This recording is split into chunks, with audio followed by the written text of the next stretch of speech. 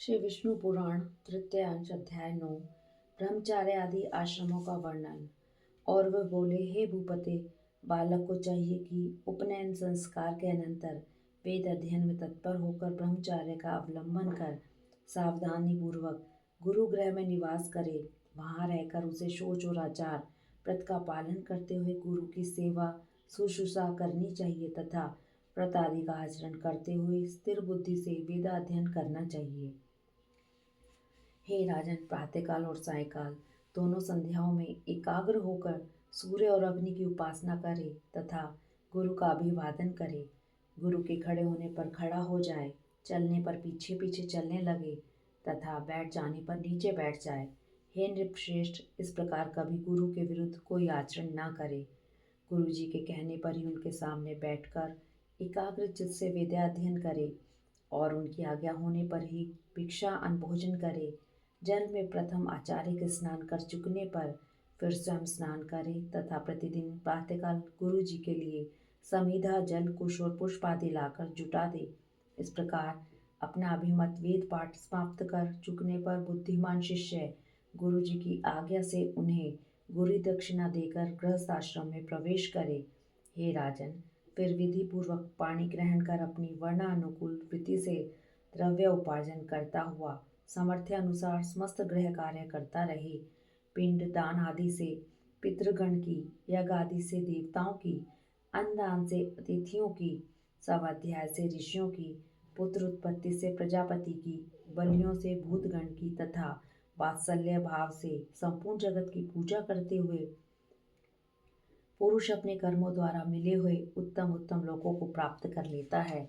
जो केवल भिक्षावृत्ति से ही रहने वाले परिवारजक और ब्रह्मचारी आदि हैं, उनका आश्रय भी गृहस्थ आश्रम ही है, अतः यह सर्वश्रेष्ठ है। हे राजन, विप्रगण वेदाध्ययन, तीर्थ स्थान, देव दर्शन के लिए पृथ्वी पर्यटन किया करते हैं।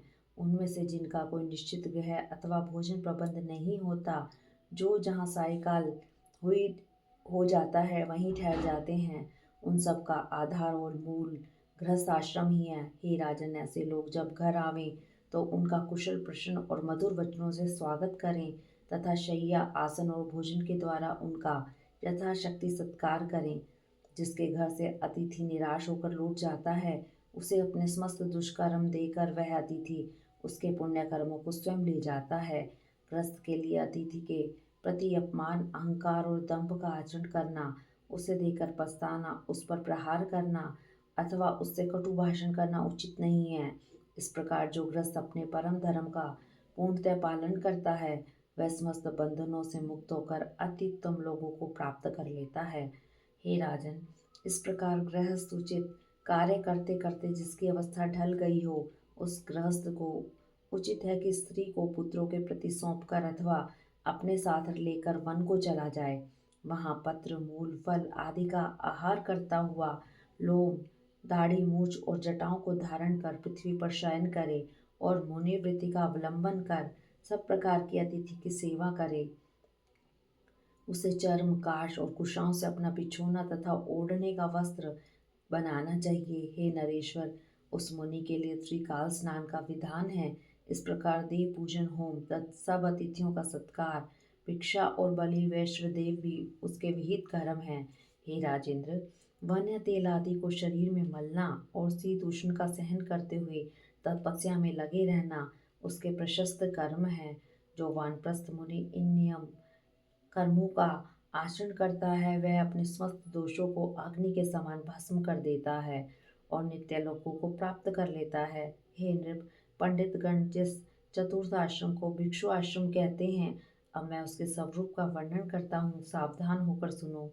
हे नरेंद्र, तृतीय आश्रम के अनंतर पुत्र, द्रव्य और स्त्री आदि के स्नेह को सर्वदा त्याग कर और मर्त्य को छोड़कर चतुर्थ आश्रम में प्रवेश करे।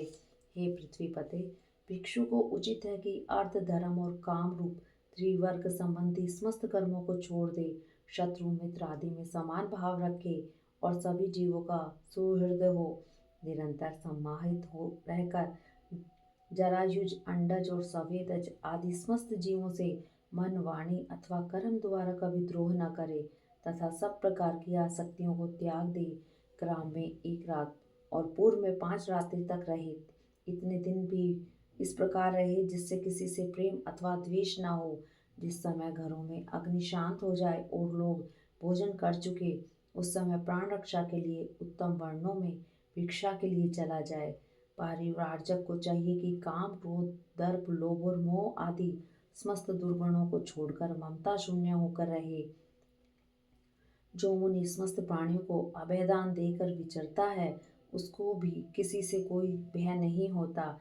जो ब्राह्मण चतुर्थ आश्रम में अपने शरीर में स्थित प्राण आदि सहित जठरा अग्नि के उद्देश्य से अपने मुख में भिक्षा अनुरूप हवि से हवन करता है, वह ऐसा अग्निहोत्र करके अग्निहोत्रियों के लोकों को भी प्राप्त हो जाता है।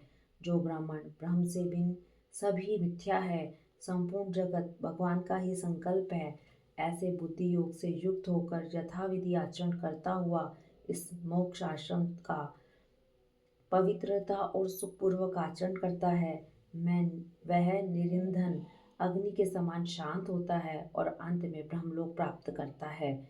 इति श्री विष्णु पुराणे तृतीय अंशे 9वां अध्याय।